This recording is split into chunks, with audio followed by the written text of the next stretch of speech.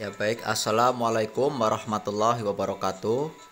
Pada kesempatan kali ini kita akan membahas tentang tujuan pembelajaran yang terakhir dalam pembelajaran bab 1 semester 1 ini, yaitu kita akan membahas tentang hikmah yang terkandung di dalam surat Al-Kafirun. Namun sebelum kita membahas tentang hikmah yang terkandung di dalam surat Al-Kafirun, sekilas Bapak akan menjelaskan tentang kondisi Nabi Muhammad dan juga bagaimana tentang Al-Quran pada masa itu. Ya, Nabi Muhammad itu pada saat surat Al-Kafirun ini turun, beliau sedang berada di Mekah. Jadi Al-Quran turun itu dua periode, yaitu periode Mekah dan periode Madinah. Periode Mekah yaitu periode awal Nabi Muhammad mendapatkan wahyu untuk disampaikan kepada umatnya, yang pada saat itu respons dari masyarakat Arab banyak yang menolak dakwah Rasulullah. Sedangkan kondisi Al-Quran sendiri pada zaman itu diturunkannya tidak langsung seperti bentuk kitab seperti gambar yang ada di sini, melainkan secara berangsur-angsur. Jadi Nabi Muhammad mendapatkan wahyu, kemudian disampaikan, kemudian besok ganti hari mendapatkan wahyu lagi, disampaikan lagi. Ya, itu seperti itu Al-Quran pada zaman Nabi Muhammad di periode Mekah itu, periode awal ya, sebelum hijrah ke Madinah. Dan ada juga asbabun nuzul atau sebab turun. Jadi Al-Quran turun itu ada yang sebabnya, ada juga yang tidak ada asbabun nuzulnya atau enggak ada sebabnya. Contoh yang enggak ada sebabnya seperti halnya surat Al-Alaq ayat 1, yaitu Iqra. Pada saat itu Nabi Muhammad sedang menyendiri di Gua Hira, kemudian tiba-tiba malaikat Jibril turun memberikan wahyu yang pertama, Iqra, yang artinya bacalah. Sedangkan Nabi Muhammad sendiri adalah seorang yang tidak bisa membaca. Ya, jadi antara turunnya wahyu yang pertama yaitu surat Al-Alaq dengan kondisi atau peristiwa yang ada di situ tidak berkaitan. Tetapi banyak surat-surat yang turun itu ada kaitan peristiwa yang melatar belakangi. Nah, apabila kita ingin mempelajari makna hikmah suatu surat, suatu ayat, maka kita tidak bisa mengesampingkan asbabun nuzulnya. Kita juga harus mengetahui asbabun nuzulnya jika itu ada. Nah, asbabun nuzulnya untuk surat Al-Kafirun ini sendiri, ya, jadi diambil dari hadis. Yang namanya hadis itu adalah ketika peristiwa itu turun atau peristiwa itu terjadi, yaitu peristiwa turunnya surat Al-Kafirun ini, tentu banyak orang yang menyaksikan. Dari sekian banyak orang yang menyaksikan itu kemudian menceritakan kepada orang lain, itu namanya hadis. Tentu orangnya yang menyaksikan jumlahnya sangat banyak, tetapi yang diambil karena jumlah perawinya itu juga banyak, yang diambil di sini yang dijadikan referensi ada tiga perawi, yang yaitu Ibnu Abbas, Ibnu Munzir, dan juga Ibnu Hatim, dimana dari ketiga narasumber atau orang yang menyampaikan hadis tentang asbab an-nuzul surat Al-Kafirun ini tidaklah jauh berbeda. Ya, langsung saja kita bahas tentang asbabun nuzulnya. Sebelumnya ya, yang melatar belakangi turunnya surat Al-Kafirun ini adalah dakwah Nabi Muhammad yang semakin menyebar. Dakwahnya Nabi Muhammad itu banyak yang menerima, banyak yang mengikuti. Dan di sini bangsa Arab pada saat itu yang sedang berada pada zaman jahiliyah itu merasa terganggu dengan dakwahnya Nabi Muhammad. Ya, mereka yang sudah nyaman dengan cara dia hidup, dengan cara dia setiap hari judi, mabuk-mabukan, kemudian pesta, minum-minuman keras, berantem, berkelahi, nyembah berhala. Kemudian Islam turun melarang itu semua. Tentu itu membuat banyak orang-orang yang sudah nyaman dengan cara hidup seperti itu menentang dakwah Nabi Muhammad. Sampai pamannya sendiri itu pun juga menentang dakwahnya Nabi Muhammad.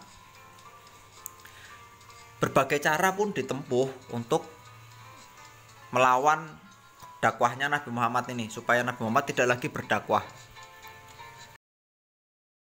dari terhadap para sahabat-sahabat. Kemudian ada usaha-usaha untuk menghancurkan dakwahnya Nabi Muhammad itu banyak sekali. Tetapi Nabi Muhammad tidak berputus asa. Jadi beliau tetap terus berdakwah walaupun banyak sekali cobaan-cobaan yang dialaminya. Hingga ada orang kaum kafir Quraisy yang mempunyai ide, mempunyai gagasan gimana agar Nabi Muhammad ini menghentikan dakwahnya. Ya, yang pertama itu Nabi Muhammad mereka berpikir kalau Nabi Muhammad itu berdakwah itu untuk mencari kehormatan, supaya disegani, supaya dihormati oleh bangsa Arab. Maka orang kafir Quraisy pun menawarkan kepada Nabi Muhammad, kamu tolong jangan berdakwah lagi, jangan hina, jangan olok-olok Tuhan kami, maka kami akan jadikan engkau Muhammad orang paling kaya di Mekah ini, akan kami kasih harta-harta kami, tapi kamu berhenti berdakwah. Di sini dengan tegas Nabi Muhammad menolak, saya nggak mau. Lalu tawarin lagi, lalu bagaimana kalau kamu pilih wanita yang paling cantik di kota Mekah ini untuk kamu nikahin, asalkan kamu mau berhenti berdakwah. Di situ pun Nabi Muhammad menolak. Hingga tercetuslah ide membuat kesepakatan, ya, bagaimana jika Nabi Muhammad itu berhenti mengolok-olok atau berhenti untuk berdakwah, tidak mengolok-olok Tuhannya orang kafir yang merupakan patung itu, dengan cara bergantian. Jadi selama 1 tahun itu mereka akan menyembah Allah, yaitu orang-orang kafir itu selama setahun itu akan menyembah Allah.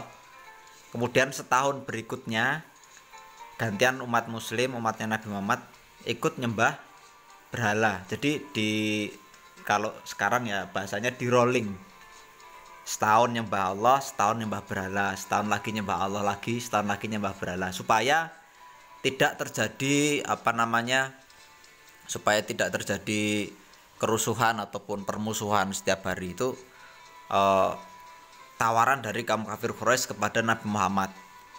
Di sini Nabi Muhammad pun karena beliau itu memiliki sifat tabligh, yaitu menyampaikan, maka beliau menjawab, aku akan menunggu wahyu dari Tuhanku. Jadi nunggu Allah ngasih keterangan terlebih dahulu, baru nanti akan dikasih jawabannya, apakah mau atau tidak. Lalu disitulah turun surat Al-Kafirun, yang dimana artinya, katakanlah Muhammad, wahai orang-orang kafir, aku tidak akan menyembah apa yang kamu sembah, dan kamu pun bukanlah penyembah apa yang aku sembah, dan aku tidak pernah menjadi penyembah apa yang kamu sembah, dan kamu tidak pula menjadi penyembah apa yang aku sembah. Untukmu agamamu dan untukku agamaku. Jadi di sini inti dari pembahasan surat Al-Kafirun itu ada di ayat terakhirnya, yaitu jawaban dari Allah kepada kaum kafir Quraisy yang memberikan penawaran kepada Nabi Muhammad agar setahun nyembah Allah, setahun nyembah berhala. Jawabannya tegas di sini, bahwasanya Nabi Muhammad dan umatnya itu nggak akan nyembah berhala. Begitupun orang-orang kafir yang katanya pada saat itu akan nyembah Allah, itu pun juga sebenarnya hanya tipu daya saja. Nah, itu inti dari pembahasan tentang surat Al-Kafirun. Adapun di sini adalah ajaran tentang toleransi, di mana setiap umat beragama itu punya cara beribadahnya masing-masing. Orang yang bukan beragama Islam itu punya cara ibadahnya masing-masing sendiri, orang Islam punya cara ibadahnya sendiri, dan tidak bisa dicampur-campur. Disitulah inti dari toleransi. Jadi antara toleransi sama toleransi yang kebablasan itu berbeda. Jadi bukan berarti kok kita uh, ikut ibadah orang lain itu namanya bukan toleransi. Begitupun kalau ada orang lain ikut ibadah kita, atau orang yang non muslim ikut cara ibadah kita, itu juga bukan merupakan wujud dari toleransi. Wujud dari toleransi itu adalah saling menghargai, tidak saling menghina antar umat beragama. Pada zaman sekarang banyak sekali kejadian-kejadian yang membuat kerekatan antar bangsa ini memudar karena rendahnya toleransi antar umat beragama. Maka dari itu dengan pembahasan di surat Al-Kafirun ini, harapannya kita bisa lebih menghargai antar sesama umat beragama. Yaitu tentang penjelasan tentang inti dari surat Al-Kafirun. Semoga bisa menambah wawasan kita. Pada pertemuan berikutnya kita akan adakan ulangan harian. Tolong dipersiapkan dengan baik. Sekian dari Bapak, kurang dan lebihnya mohon maaf. Billahi taufiq wal hidayah. Wassalamualaikum warahmatullahi wabarakatuh.